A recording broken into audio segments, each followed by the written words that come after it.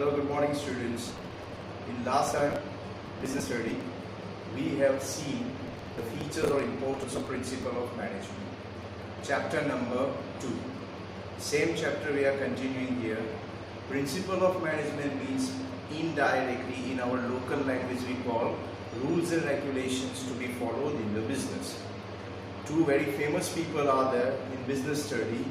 One is Henry Fayol and one is F.W. Taylor. Both have given the principles to the business. If we follow those principles, then business have more chances to be successful. So we'll discuss one by one. First we discuss about Henry Fayol and then we'll discuss F.W. Taylor. Now talking about principle of management given by Henry Fayol. Now Henry Fayol was French engineer. He was an engineer, French engineer, and he was also considered as the father of modern management. Modern management because whatever principles given by him, 14 principles given by him, those 14 principles are very common, very general. I am not saying that means he has done some experiments on that and then after he brought this principle. No. General principles which even we can use or we are using in our business. Those 14 principles given by him. Remember students, many a times case study will be asked from this in 12th board exam. Or in 12th board exam, all 14 may not be asked, but only few selected, the question will be given and you have to explain those principles. Now we are going to discuss all 14 one by one.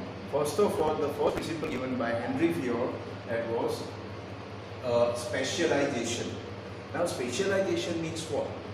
The work should be given to those people who are expert in that work. Example I am giving. In a company we need the computer engineer. So we should take that person in the business who is expert of computer. Suppose we need even a driver. So we should hire or we should give the recruitment or selection of that person who is expert as a driver.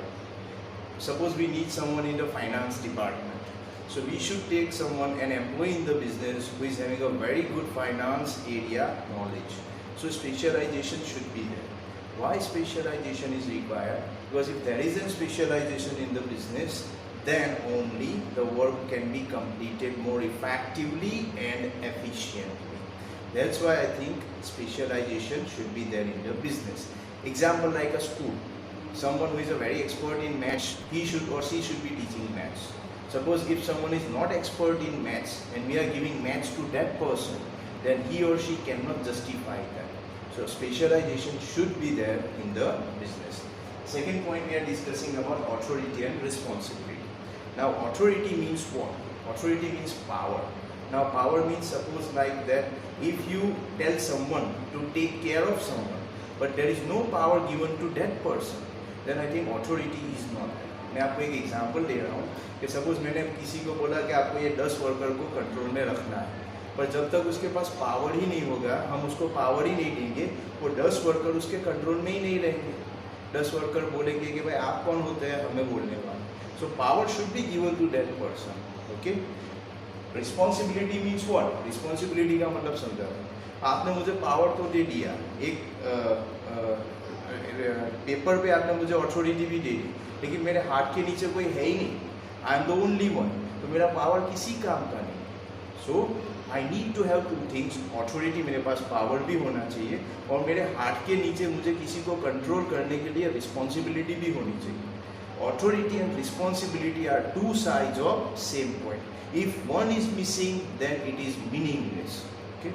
Now third point is discipline. Discipline means follow rules and regulations. Business में top management से लेके bottom तक हर एक को सारे जो business के rules बनाए हुए हैं वही रूल्स के अंदर काम करना है, उनको वो फॉलो करने हैं. If they are not following, it means that discipline is not there.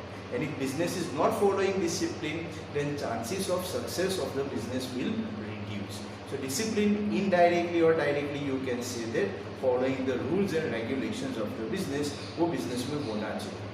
Okay. Point number 4, unity of command. Unity of command का मतलब समझाता हूँ. एक ही कैप्टन होना चाहिए. कभी कभी होता है बिजनेस में, कंपनी में कि 4, 5, 10, 15 बॉस होते हैं. अब वर्कर को किसको आंसर देना है, किसको क्या पूछना है, समझ में ही नहीं आ रहा है. So there should be only one captain. I should be responsible only to one person. not 3, 4, 5 people. Otherwise, I will be confused. So there should be one person whom we are responsible, we are accountable to give the answer. So that my mindset should be clear. Okay. Then after we have unity of direction, point number 5. Unity of direction का मतलब होता है कि all workers, I'm not saying only workers, all people of the company should move in only one direction. हर एक का M एक ही होना चाहिए कि भाई सक्सेस ऑफ द बिजनेस. अगर मेरा पर्पस अलग है, दूसरे का पर्पस अलग है, तीसरे का पर्पस अलग है, तो कंपनी को सक्सेस नहीं मिल सकता. Okay? For getting the success in the business, all workers, all employees of the business should move in one direction. That is what the unity of direction indicates. I repeat again, ये जो मैं आपको समझा रहा हूँ, ये दिया है फियोल ने, हेनरी फियोल ने. उसने बोला कि ये सब चीज़ें हम बिजनेस में फॉलो करेंगे तो बिजनेस के सक्सेस के चांसेस ज़्यादा हो जाए. Okay. Now 5 we have discussed today. Remaining 9 we have. तो 14 है, 14 है. तो 5 डिस्कस किए, बाकी के 9 हम नेक्स्ट लेक्चर में करेंगे. Thank you very much. Have a good day.